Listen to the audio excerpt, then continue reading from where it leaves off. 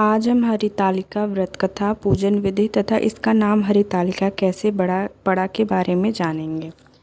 यह हरितालिका व्रत कथा शिवजी ने ही माँ पार्वती को सुनाई थी।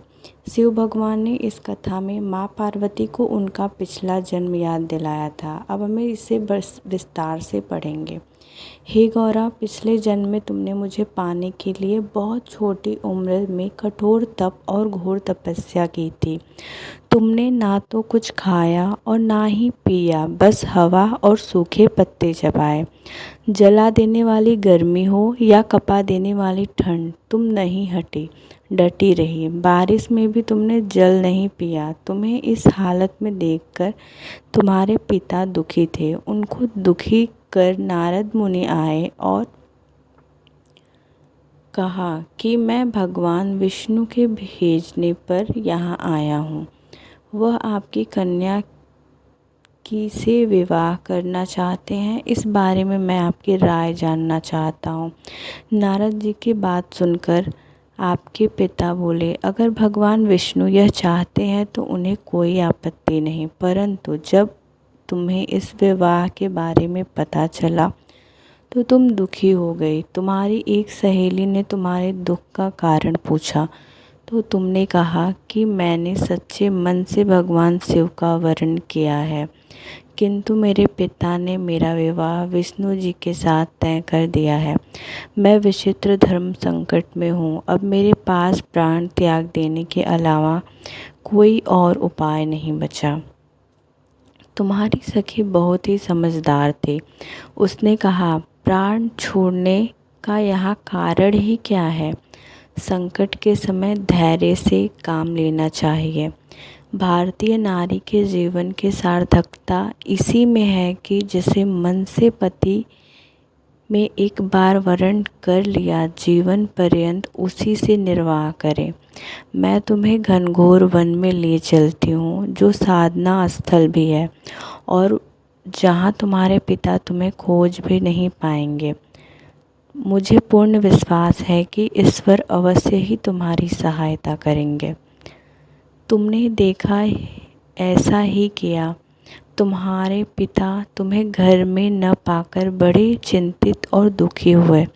इधर तुम्हारी खोज होती रही, उधर तुम अपनी सहेली के साथ नदी के तट पर एक गुफा में मेरी आराधना में लीन रहने लगी। तुमने रेत के शिवलिंग का निर्माण किया। तुम्हारी इस कठोर तपस्या के प्रभाव से मेरा आसन हिल उठा और मैं शीघ्र ही तुम्हारे पास पहुंचा और तुमसे वर मांगने को कहा। तब अपनी तपस्या के फलीभूत मुझे अपने समक्ष पाकर तुमने कहा, मैं आपको सच्चे मन से पति के रूप में वरण कर चुकी हूँ। यदि आप सचमुच मेरी तपस्या से प्रसन्न होकर यहाँ पधारे हैं तो मुझे अपनी अर्धांगिनी के रूप में स्वीकार कर लीजिए। तब तथास्तु कहकर मैं कैलाश पर्वत पर लौट गया। उस समय गिरिराज अपने बंधु बांधवों के साथ तुम्हें खोजते हुए वहाँ पहुँचे। तुमने सारा वृत्तांत बताया और कहा कि मैं घर तभी जाऊंगी अगर आप महादेव से मेरा विवाह करेंगे। तुम्हारे पिता मान गए और उन्होंने हमारा विवाह करवाया। इस व्रत का महत्व यह है कि मैं इस व्रत को पूर्ण निष्ठा से करने वाली प्रत्येक स्त्री को मनवांछित फल देता हूँ। इस पूरे प्रकरण में मैं तुम्हारी सखी ने तुम्हारा हरण किया था, इसलिए इस व्रत का नाम हरतालिका व्रत हो गया।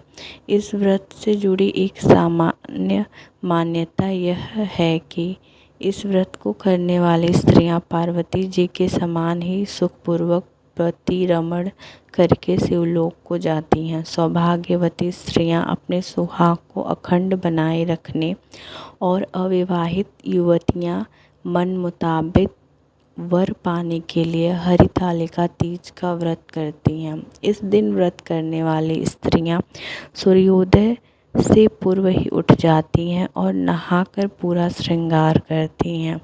पूजन के लिए केले के पत्ते से मंडप बनाकर गौरी शंकर की प्रतिमा स्थापित की जाती है।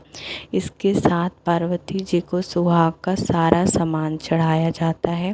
रात में भजन कीर्तन करते हुए जागरण कर 3 बार आरती की जाती है और शिव पार्वती विवाह की कथा सुनी जाती है। इस व्रत के व्रती को शयन का निषेध है, इसके लिए उसे रात्रि में भजन कीर्तन के साथ रात्रि जागरण करना पड़ता है। प्रातःकाल स्नान करने के पश्चात श्रद्धा एवं भक्ति पूर्वक किसी सुपात्र सुहागिन महिला को श्रृंगार सामग्री, वस्त्र, खाद्य सामग्री, फल, मिष्ठान एवं यथाशक्ति आभूषण का दान करना चाहिए। रेत के शिवलिंग बनाए हैं तो उनका जलाशय में विसर्जन किया जाता है और खीरा खाकर व्रत को संपन्न किया जाता है।